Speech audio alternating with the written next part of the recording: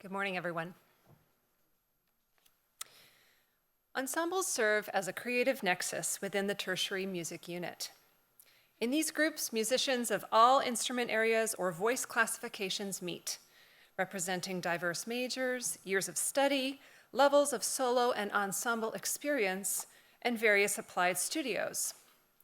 Ensembles can be small groups of 8 or 10 musicians with like instruments, such as a trombone choir, or large groups with 80 or 300 musicians and variable instrumentations, as in a symphony orchestra or marching band. By definition, ensemble directors, often called conductors, navigate a complex pedagogical context, balancing the developmental and instrument-specific needs of individual musicians, sections of instruments or voices, and the whole ensemble as a unit. The ensemble director role is comprehensive in nature. It is an artistic role, as conductors select repertoire, study scores, and lead rehearsals and public performances. It is an instructional role, as conductors provide technical and musical feedback to students, model sounds through conducting gestures, and create a rehearsal environment where students can either thrive or languish. Lastly, it is an organizational and managerial role, as conductors arrange concert seasons, partner with outside organizations, interact with audio engineers, venue management, and other applied faculty. In all these interrelated tasks, conductors wield a significant amount of influence over student health outcomes and have key opportunities to enact both classroom-specific and systems-level reforms. The ensemble experience is bound by key structural constraints that impact musician health. First, ensembles carry a significant workload for students, with 1 to 4 weekly meetings that are typically 60 to 100 minutes in length, and expectations for outside practice. In performance weeks, dress rehearsals are added to the schedule, and often on the same day as the performance, requiring students to perform for up to 5 to 6 hours. It is common for students to participate in multiple ensembles of various formats, and some may even enroll in ensembles for 0 credit, just to gain additional performance experience.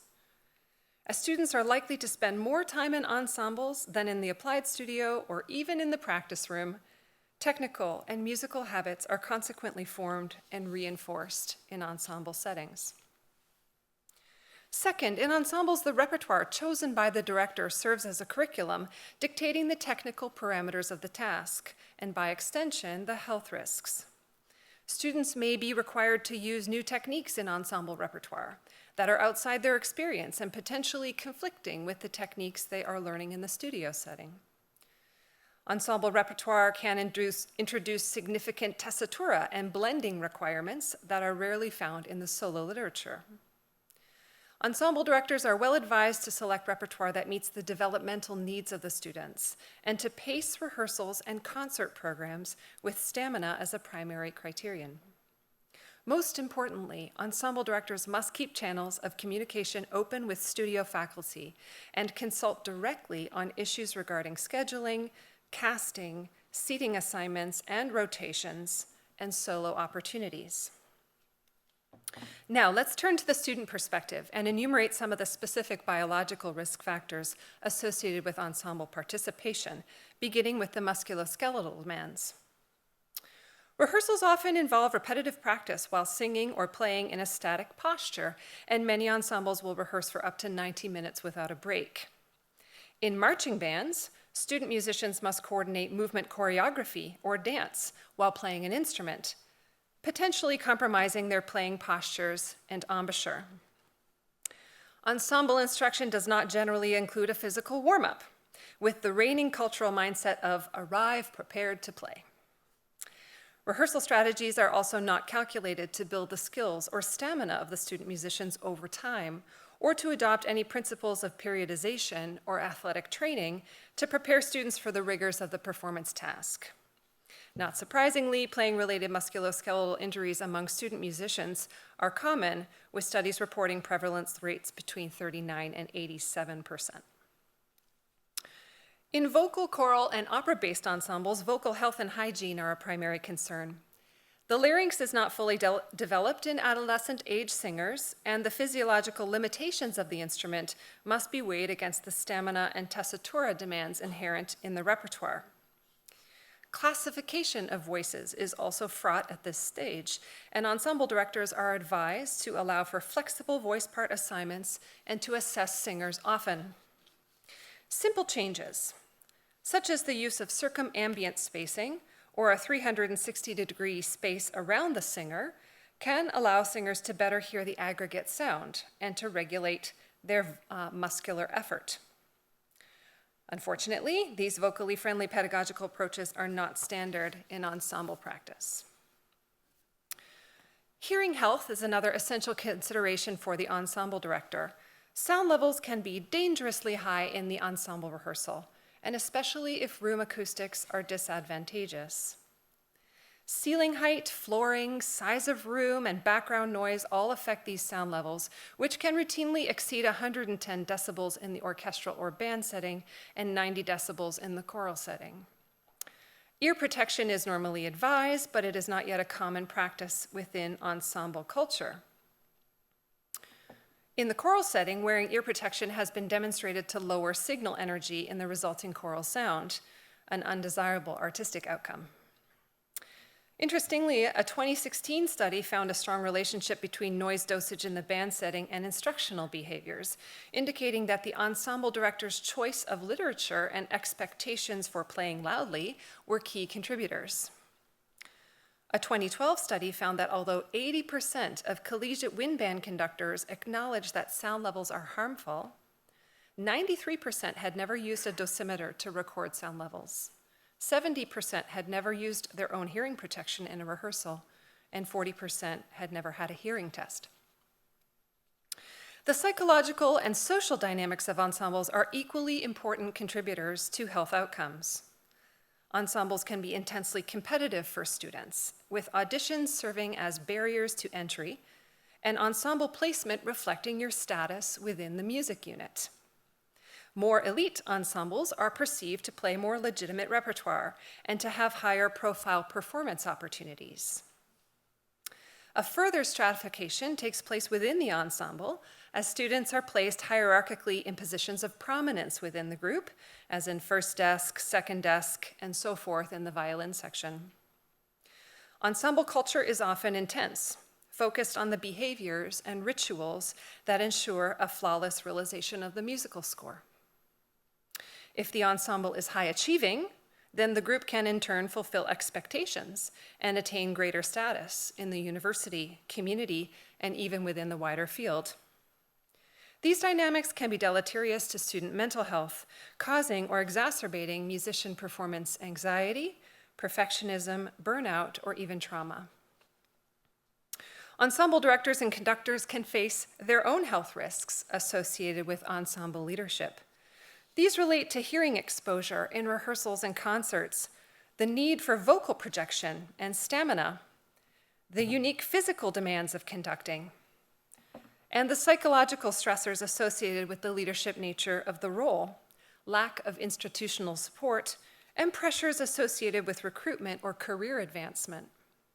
Often, student ensembles serve as the ensemble director's artistic vehicle for promotion and tenure and other career recognitions. Specifically, ensemble directors may be uniquely at risk for voice disorders such as fatigue, nodules, and dysphonia, and musculoskeletal issues associated with the shoulder, back, and neck, such as thoracic outlet syndrome, rotator cuff tendonitis, tennis elbow, and carpal tunnel syndrome. My own research team found that collegiate conductors experience musculoskeletal pain and discomfort at the same prevalence rates as other professional instrumentalists. Use of a conductor's podium, voice amplification, a baton, especially with larger ensembles, and appropriate eye and footwear, as well as regular hydration and muscle conditioning, are essential practices for the ensemble director. Traditionally, ensemble directors have not received training in best practices for promoting health and wellness in the ensemble setting. This includes a lack of knowledge about specific and interrelated biological, psychological, and social factors, and a lack of training in how to monitor, prevent, address, or even reflect on potential health risks in the ensemble setting. Problematically, the conductor role has historically adopted an authoritarian leadership model, where the conductor is the sole musical decision maker and knower in the room. Student musicians have been viewed as component parts of the whole, but not as individuals with unique health needs. This power dynamic may cause students to sublimate their experience to the greater good, while avoiding reporting their health concerns to one another, their studio instructor, and least of all, the ensemble director. Recent scholarship affirms the importance of an inclusive and collaborative leadership style to creating a healthy learning environment in ensembles. Conductors must acknowledge their positional power and level of influence over the student experience, and continually examine their leadership practices for fairness and transparency. They must also seek to interact in respectful ways, using affirming rehearsal language, and engaging student musicians as creative agents and co-authors of the ensemble experience. Ensemble directors are often specialists in their respective ensemble areas, but ensembles may also be led by academic or applied faculty who do not have ensemble-specific degrees or conducting training. Ensemble directors who do hold graduate-level degrees in conducting will have completed coursework in ensemble pedagogy, repertoire selection, and gestural technique, but this coursework does not typically cover health and wellness topics. It's important to remember that conducting is taught as a secondary instrument after proficiency on an original instrument is gained. As such, conductors are likely to know their original instrument best and may not be familiar with all the instrument-specific risk factors found in the ensemble setting. Conducting training has emphasized the technical skills, conducting gestures, and the analytical skills or score study needed for conducting, but has failed to promote the integration of mind and body to help conductors to move in biomechanically advantageous ways. Crucially, the gestures used by ensemble conductors play a facilitative function for student musicians and directly affect their levels of physical tension and quality of tone through the action of mirror neurons. In short, student musicians can only play or sing as well as the conductor can lead. In recent years, an increased emphasis on the integration of embodied pedagogies into conductor training is evident in the literature, but program-level progress has been slow. In a 2022 study, my own research team found that only 27% of conductor educators at the tertiary level had prior training in body wellness, injury prevention, or movement methodologies. This same group strongly agreed that this type of material should be part of conducting curricula and felt that this type of knowledge was essential to conductors' future career success. Ensemble directors work at the heart of the music unit, interfacing with students at all levels and from various degree programs and studios. This unique vantage point empowers the ensemble director to work for the good of all students and to connect broadly and deeply with faculty, staff, and administrators.